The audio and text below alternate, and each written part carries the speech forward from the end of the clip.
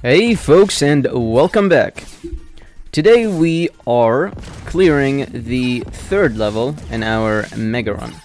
The level is called High Volt, and the boss is Hoot Omega. Right off the bat, the game introduces this very weird obstacle that doesn't make a whole lot of sense how to pass until you figure out that you can actually jump in these blue squares. This platform becomes a very key in navigating this level. And in the beginning I didn't fully understand what I was supposed to do exactly with it. But basically, as long as you're inside the blue square, you can jump as many times as you want. And you'll see later on in the run that you can use this to stay in the air for as long as you want. The enemies, we get the usual bats, they home onto you, and then we get those weird jet things that shoot 3 bullets, as well as these daggers. These daggers, you don't fully see them until you're past them. And here we see 2 armor drops that fall into the lava. And then I was trying to see if there's anything below secrets or anything, but there isn't. But going back to the daggers, they're usually hidden in the level, and once you go past them, they will come onto your level in, the Y-axis and attack you. Here, not a terrible obstacle. You simply need to keep moving, because otherwise they will push you onto the spikes. Another thing about these things that I never realized until later on is that they are enemies and they can be killed. They are not a part of the level. So you'll see me taking way too many hits and way too much unnecessary damage.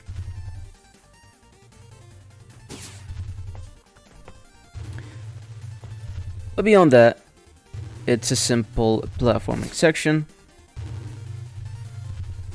and you can actually cross 2 of them at once. You don't have to wait after every single one. And again, you'll see this in greater depth in these standard runs. The clouds are a bit annoying because the gap between them is a bit too large to make it to the top or to continuously wall jump between them. It takes a bit of getting used to, but eventually you'll understand how to jump between clouds. These platforms, not the easiest thing to navigate through, so I went for the other alternative, which is to go to the right.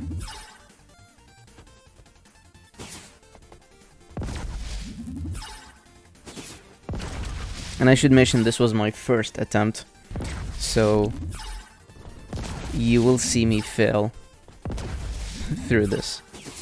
And the second attempt is when we actually do it. And this is where I failed, basically because I did not know how to navigate this area without getting hit. And eventually I do find out that you can kill those things.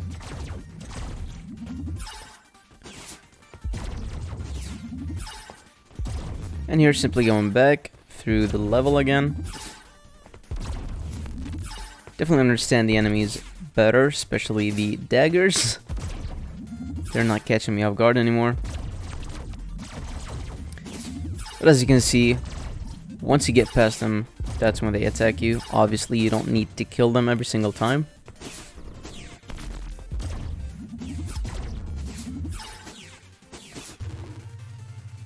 But personally, I prefer to kill everything just because you never know if they drop armor or scrap or just any loot that might be useful. And here where I get the revelation that, hey, these things are actually killable.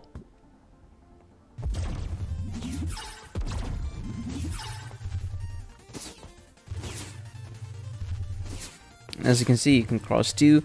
I don't believe you can cross 3. The Cloud's still not completely used to them at this point in the game, but definitely a much better attempt than the first one.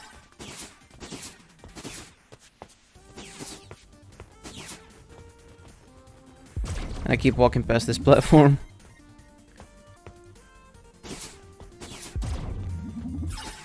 I have noticed that some cells, I guess, in the level are always there.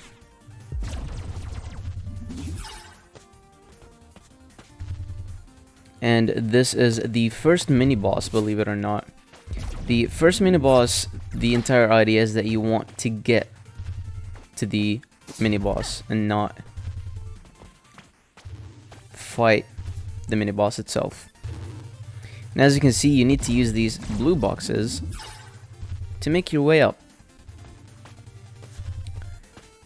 This is something about this level that I found a bit annoying, and it becomes even more obvious when we go to the final boss on higher difficulties.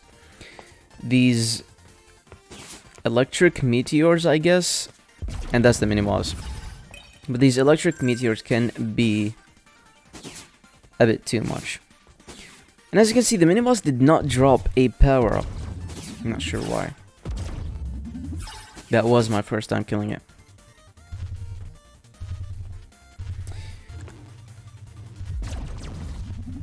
I've seen that happen as well as in standard runs.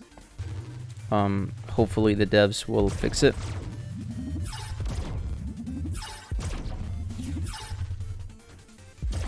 And you may have also noticed that there was a red capsule looking thing. That is a glory zone. In my first Mega Run, I actually skipped all of them. I do not recommend skipping any of them. They're relatively easy and they give very good power-ups. And in here we see one of the issues with the AI, especially with the bats AI. Their pathfinding is not the brightest. So sometimes you need to just book it.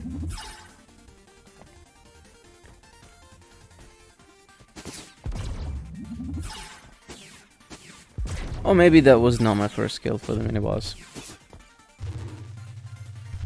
But I do remember at least twice a mini-boss not dropping any power-up. I remember that the daggers are a bit small, so you might have problems hitting them. There is something on the left. I think I do show it in this video. Yeah.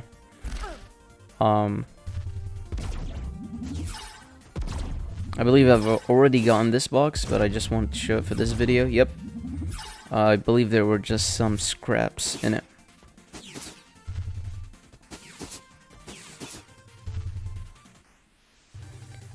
In here, you just need to make sure that you are not within the range of their electricity. And here we see how to use these blue boxes to stay in the same place for a few seconds. And sometimes that happens. The health drops into the thin air basically, and it's gone. And you can also get stuck here.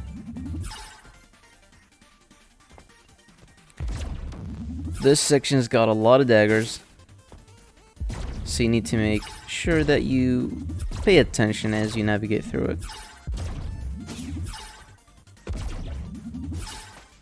You can also just probably speed run past it. I think I do this in one of my standard runs, so you'll see. And here, clouds into blue boxes into electricity. Tricky platforming. I think you don't need to kill that one, but it makes it much easier.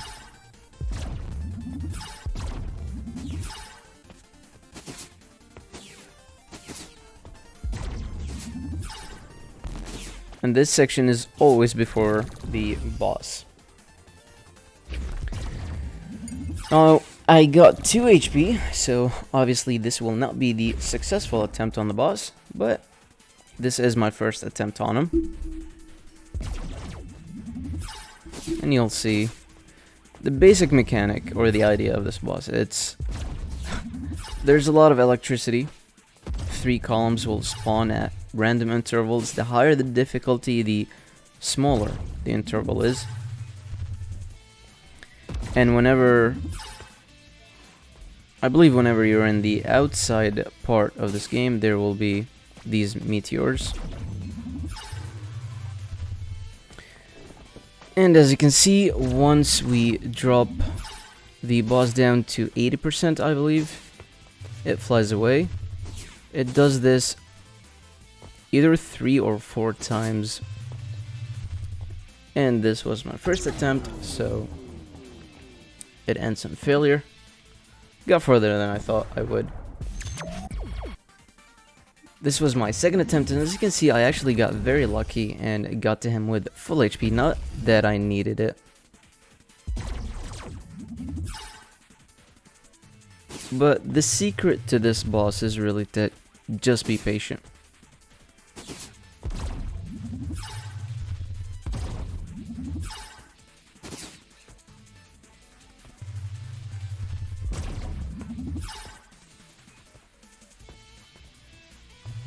Because the last thing you want to happen is to get those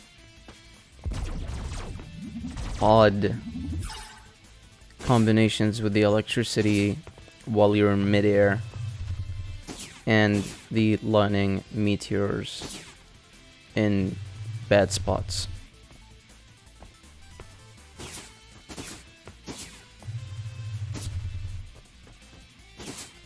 This one is a bit tricky. I think I salvaged this somehow. Not fully.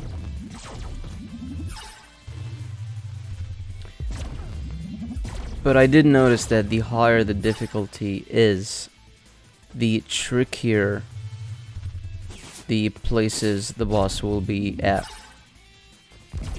Which is a pretty nice difficulty setting, I guess.